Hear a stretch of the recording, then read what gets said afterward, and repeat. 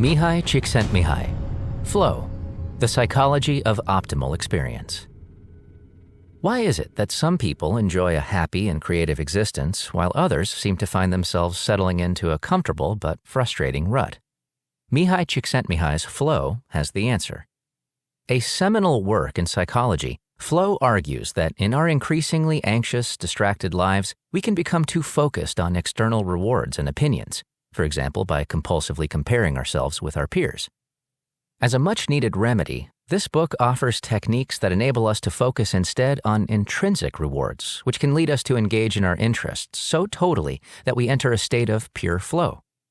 In such a state, we simply don't care about external rewards like power or wealth, and we don't even consider the opinions of others. Grounded in years of empirical research, Flow also taps into ancient wisdom, philosophy, and modern psychology to provide countless examples of people who discovered how to get into the zone and thus lead contented lives and do their best work. For instance, you'll discover that many scientists did some of their most revolutionary work in their spare time. You'll find out why a surgeon or millionaire footballer might be deeply bored, while a factory worker waxes lyrical about all manner of subjects. You'll also learn why going to jail can help you discover your goals and strengthen your resolve, as it did for Malcolm X.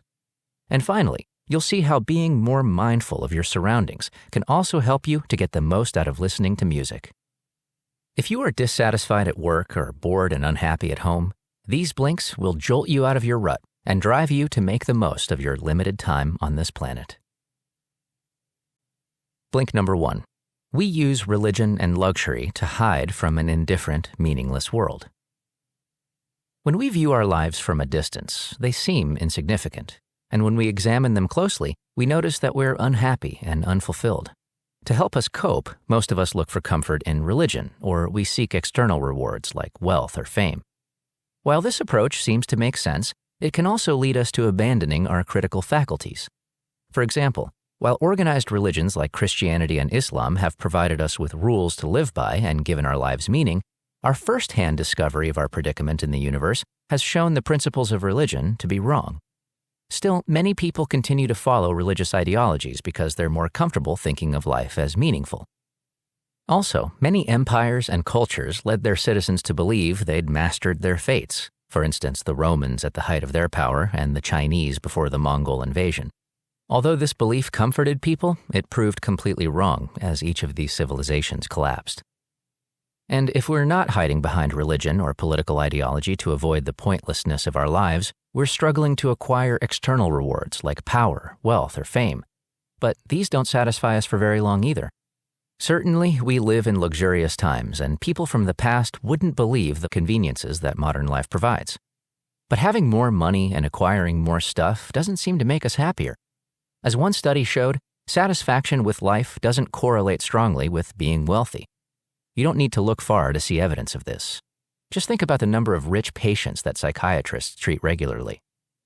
So in order to give our lives meaning, we try to change the environment around us, whether by displaying our wealth to impress others or chasing powerful positions. Yet, these all fail to sustain our happiness. Blink number 2. Our genes impel us to seek basic pleasures, not the skills and challenges found in enjoyment. While our attention can manage only a limited amount of information during our lifetime, from this dwindling resource, most of us choose instant gratification as compensation for the daily grind of our lives. This is because we favor simple pleasure over the more rewarding, yet more difficult to attain, enjoyment. Pleasure provides simple restorative order, much like sleeping or eating. We have evolved so that when our blood sugar is low, we feel famished and are urged to eat something. Enjoyment, on the other hand, involves us stretching ourselves, using our skills and concentration to transcend the apparent limitations of our genes. In this way, enjoyment helps us to accomplish ambitious goals that we set for ourselves and enables us to gain control over our attention. This can be seen, for example, when we prepare a meal we've never made before. The patience and the willingness to experiment that this task requires contributes to the development of a sophisticated palate, which enables us to savor every bite. Nevertheless, it's pleasure, not enjoyment, that we seem to prefer, often in the form of pain-free escapism and hedonism. Yet, these lack novelty and the opportunity for growth. For example, after a hard day's work, many of us sit watching TV, films, or videos. This state of pure consumption is when we are at our most passive and easily distracted. Furthermore, at the weekend, many of us unwind with alcohol and other drugs. While these may promise relaxation or an expanded consciousness, the result is often that we damage our ability to concentrate and we lose control. The formulaic storylines of TV programs and the artificial paradise of alcohol or drugs both require external stimulation, while neither allows us to exert skill or focus fully on our goals. Our minds don't often do what they can to achieve growth or complexity, but we shouldn't take the path of least resistance and most distraction. Blink number 3. The elements of enjoyment are available to everyone, but the goal is unique to each of us. Across different languages and cultures, people use the same terms to describe what they feel when they are in the zone. This feeling is one of enjoyment rather than pleasure, and it comes when you are engaged in a task or activity that balances skills and challenges, has clear goals and immediate feedback. Take surgeons, for example, who perform extremely skillful operations. They get immediate visual feedback on how well they are doing by the lack of blood in an incision, while the removal of a diseased organ can provide them with satisfaction due to the certainty that an operation has been a success. But not everyone can have the same goals. Compare surgeons to practitioners of internal medicine. Like surgeons, they have clear goals. Unlike surgeons, they can't get immediate feedback and so need to set other goals for enjoyment, perhaps successfully identifying an illness and administering the correct medicine. Being in the zone means that you're totally immersed in the task at hand. This combines action and awareness, which gives you a feeling of control. Take rock climbers, for example. Obviously, they face extreme danger in their goals, but what they enjoy is using their expertise to quell their fears, for instance, by accurately estimating the difficulty of a climb. To do this, they have to devote their full attention to the task. Such immersion and total concentration has also been observed in Melanesian sailors. Researchers found that these sailors, when blindfolded and taken hundreds of miles from their home island, were able to pinpoint their exact location just by focusing on the way water currents guided the boat. This immersion that we can see in the surgeon, the rock climber, and the Melanesian sailor is so powerful it can release us from our self-consciousness, worries, and anxieties, and allow us to lose track of time. Indeed, the rock climber focuses so deeply on the intricacies of the rock face that he forgets his problems, and surgeons report having the sensation that their operating team is a single organism. Blink number 4.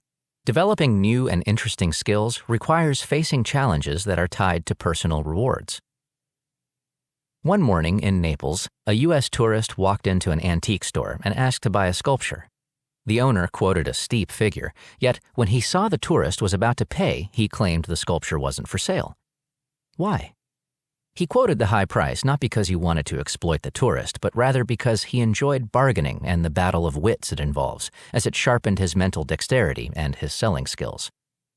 Whenever we engage in something like this, something that's neither too easy nor too difficult, we tend to expand our personal limits and achieve more. For example, if you're a beginner at tennis, you'll first simply enjoy trying to hit the ball over the net. As you improve, this easy challenge will start to bore you, and you'll start looking for ways to further challenge yourself, probably by playing against another person.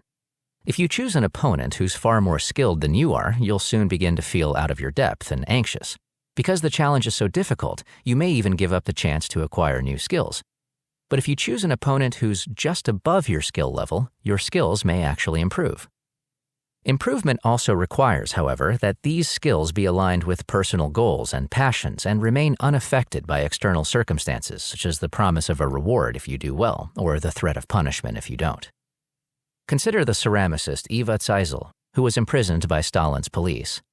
Motivated by the personal need to maintain her sanity, she played chess against herself in her mind, memorized her own poetry, and did gymnastics.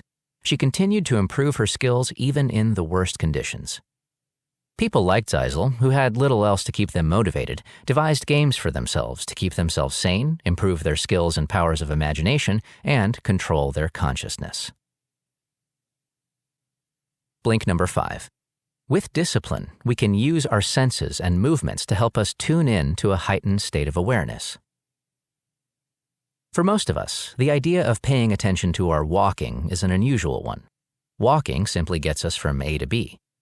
But by paying attention to the variety of sights around you, the people, their interactions, historical relics, architecture, and so on, even the most routine actions, such as walking, can be transformed. By practicing mindfulness of our surroundings, we can learn to perceive much more than our automatic response to the world allows. Indeed, the world is ripe for inspiration. The sky is filled with wondrous and unusual shapes and colors. Being mindful of such wonders allows us to feel connected to the world and to see things anew. Or consider the magic of music. Today, we're spoiled for choice and can hear almost any music at the click of a button. Yet, we rarely get lost in its full complexity. If we can learn to be mindful of the music we listen to, this can unlock other levels. The sensory, feeling the body responding to rhythm and bass. The analogic, when you see corresponding images in your mind's eye, perhaps Tchaikovsky driving you on a sleigh through a snow-covered forest. And the analytic, in which you analyze the structure of a piece and compare it to other versions and composers, and so on. But to become mindful, we need to strengthen our self-control, which can be achieved by tapping into ancient Eastern wisdom. For centuries, yoga has been practiced as a method to free the self from the ego, yet it can be used also to steer our attention in positive directions that are aligned with specific goals. The steps that yoga prescribes to focus our attention are the practices of nonviolence, obedience, cleanliness, disciplined study, and the acknowledgement of a higher power. It is indeed possible to have unprecedented control over your mind using nothing more than the body you inhabit. Blink number 6. Our memories and thoughts can be cultivated to focus on complex ideas rather than the flaws of the self. Many of us who play sports and exercise gain enjoyment from the focused attention these activities require. But it's not only through sports that we can achieve this. We can also use our minds to play games and get into the flow state, which produces enjoyment. Such a mental flow state can result from engaging in language and memory games and exercises. For instance, crosswords kill time on trains, but this pursuit is dependent on an external stimulus. Instead, try creating your own crossword puzzles. Not only can this lead to flow, but it also improves your wordplay skills, making conversations more fun by transcending the usual small talk and mundane exchanges. You can engage your memory, too. Find a subject that interests you and absorb everything about it, such as lines of poetry you like or the events of World War II. By doing this, you enable yourself to rely on your own memory to stimulate your mind and to feel a connection with the subject. Furthermore, a flow state can be accomplished by focusing on external things rather than on one's flaws. You could try doing what Bertrand Russell did to make himself happy. Forget about your own flaws and focus instead on the external world by immersing yourself in many fields of knowledge or focusing on people you admire. Indeed, even the complex worlds of science and philosophy can be enjoyed by both amateurs and academics as they encourage contemplation and the use of logic. Many scientists, in fact, achieved success because they simply enjoyed the act of improving their scientific skills. For example, Isaac Newton spent 2 lonely years living in a farmhouse, and it was there that he formed his theory of gravity. And Gregor Mendel was a clergyman whose gardening hobby led to the birth of genetics. And let's not forget Einstein, who worked by day in a Swiss patent office, formulating his theories in his free time. Blink number 7. Work that you treat like a game, with intrinsic rewards and varied skills, ceases to be work. Many people are dissatisfied with their daily routine, and often their jobs are to blame. What makes matters worse is that their leisure time is spent recovering from their work in the laziest way. However, work can be developed into something that provides a challenge, focuses our attention, and reduces our anxieties. Consider the elderly residents of a hamlet in the Italian Alps, who didn't see a distinction between their daily work and their free time. Every day they had to get up at 5 a.m. to milk cows, carry bales of hay for miles, tend the orchard, or cook for their families. But when asked what they'd change about their lives if they were wealthy, they responded that they wouldn't change a thing. Many people have described themselves as more often being in a flow-like state when they were working than when they weren't, and also reported an increased belief in their own creativity and concentration. One way of getting into a flow state is to set yourself intrinsic rewards, that is, One's not motivated by cash incentives or extrinsic power, such as trying to surpass your usual performance level or learning as much as possible about the job. Take, for example, the railroad car welder who was very popular with his colleagues. His popularity was due to the fact that he'd learned every essential task in his company's assembly line, and he enjoyed performing all of them. He also refused promotions because he preferred to perform a variety of manual tasks and enjoyed turning each of them into a challenge. When the day was done, he didn't feel the need to escape, but instead spent his free time cultivating his garden. So to get into a state of flow, you should seek out new challenges in work, aiming to learn as much as possible about all of the essential tasks involved in keeping your company running, rather than just clocking in and clocking out. Blink number 8. Engaging with family, friends, and community is vital for our happiness, self-expression, and growth. Busy trains and open-plan offices can impinge on our freedom and individuality. Time spent alone allows us to give our undivided attention to something, but it also can lead to boredom. That's when we need the support of people we know and trust. In short, good family, friends, and neighbors. Good families provide honest feedback, unconditional acceptance, and long-term goals. Families that are conducive to enjoyable experiences are both differentiated, accepting each family member's distinct skills and traits for what they are, and integrated, being honest, fair to everyone, and neglecting no one. For example, parents who take part in challenging, skillful tasks like carpentry or cooking rather than TV watching or drinking are more likely to see their children try to emulate these positive traits. We also require good friendships, as these are essential for strengthening our expressive side. The skills we have are either instrumental, like survival and professional skills, or expressive, communicating our personalities clearly. Compared with being alone, spending time with friends nurtures our expressive side. It produces much higher levels of happiness, self-esteem, strength, and motivation, not to mention providing an audience. Finally, we need neighbors and community to provide us with the opportunity for novelty and growth. If we blank our neighbors or avoid contact with our community, we'll miss out on their help in the future and confine ourselves to our old habits. Consider, for example, Indian tribes in Canada, who often find areas of rich food resources and establish permanent villages. However, every generation, they up sticks and move to a different area where they start again from scratch, which means they have to learn new ways of finding and harvesting food. They do this to jolt themselves out of their routine lives and to regain new skills, health, and vigor. So make sure you invest in your relationships, as they will provide many opportunities for happiness and growth. Blink number 9. Focused attention distances us from our anxiety, helping us to gain perspective and find new ways to grow. We're all faced with misfortune at some time or another. Rather than simply giving up because we feel unable to handle the situation, we could employ the following 3 strategies. First, we should let go of our egos and trust in our ability to handle situations as they arise. For example, we've all had a computer stop working for apparently no reason, usually when we're in the middle of doing something important. And most of us have experienced being on a train that breaks down, disrupting our schedule for the day. Why is this happening to me? We often ask ourselves. We feel this frustration because such situations seem to be in direct conflict with our intentions. So we must learn to take into consideration and appreciate the laws that govern the computer or the train, and not only our own personal needs and motives. The second strategy is to practice being mindful of our environment. Take, for example, Charles Lindbergh, the first person to fly solo across the Atlantic. Taking such an apparent risk would have struck fear into most people, but rather than focusing on his fear, Lindbergh paid attention to the intricacies of the cockpit, the levers, knobs, and even the welding marks. By being mindful, Lindbergh was freed from his anxiety. Thirdly, instead of giving up in the face of difficult situations, you should use them to discover novel situations. Say you've been working hard at your job, but your one chance of promotion is challenged by your boss's special relationship with your colleague. One solution is to try to win favor, ingratiating yourself with your boss. However, you could also go in a more novel direction. For instance, you could take a job with a different company, find a new career, or simply decide to spend more time on your own projects. Neither of these solutions is better than the other, but the latter would provide you with far more enjoyable challenges. Blink number 10.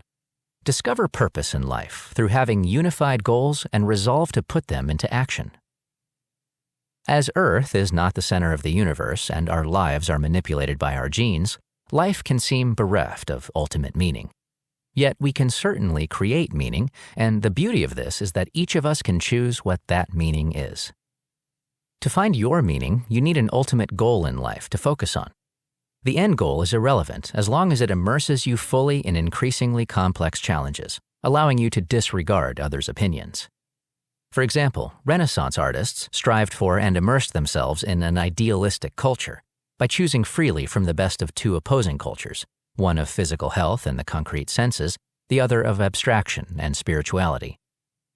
Once you've established your goal, you need to act on it, and for this you need strong intentions and resolutions. It's all too easy to conceive of some life goal, yet never realize it. Indeed, many people remain armchair activists, procrastinating by writing endless to-do lists. Antonio Gramsci, for example, might have become just another insulated academic, but instead he turned the illnesses and poverty of his childhood into a lifelong battle against the social conditions that challenged his family. Because of the strength of his resolve, he became stridently political and died in one of Mussolini's jails as one of fascism's strongest opponents. Finally, your goals and resolutions should be harmonious, expressing a life theme. One person who mastered this was Malcolm X. He grew up in poverty, dealt drugs, and went to jail. It was there that he discovered reading and reflection and gained the self-knowledge which drove his resolve to become a civil rights activist and improve the lives of others. Just imagine where we'd be without such clear goals and strong resolve. Would we be capable of fighting deadly diseases, crafting masterpieces, or walking on the moon? You've just listened to our Blinks to Flow by Mihai Csikszentmihalyi. The key message in this book is that to live an optimal life, try not to be influenced by external rewards or the opinions of others. You can attain enjoyment in life by focusing your attention on every moment, being mindful of your environment, and immersing yourself in your interests. Finally, you should never avoid facing difficult challenges, as they can lead to personal growth and achievement. How can you apply the ideas of these Blinks to your life? Learn more about your job. Set yourself a challenge to learn as much as possible about your job, accept opportunities for new tasks, and work better and faster than you have before. Not only will this lead to less procrastination, but the time will pass much more quickly. You'll also become more popular with colleagues, and you may even be offered a promotion. But don't let these be your central motivations. Turn off the TV and get creative. Instead of watching TV or movies in the evening, engage with your friends, flatmates, or community and challenge yourself to, for example, create an act in your own plays or start a book club. When you feel like drinking away your weekend, why not instead lose yourself in salsa dancing, stand-up comedy, or the Kama Sutra? These types of activities can improve your confidence and elevate your conversations beyond the usual small talk and chit-chat. One last thing. We'd sure love to hear what you think about our content. Just drop an email to remember@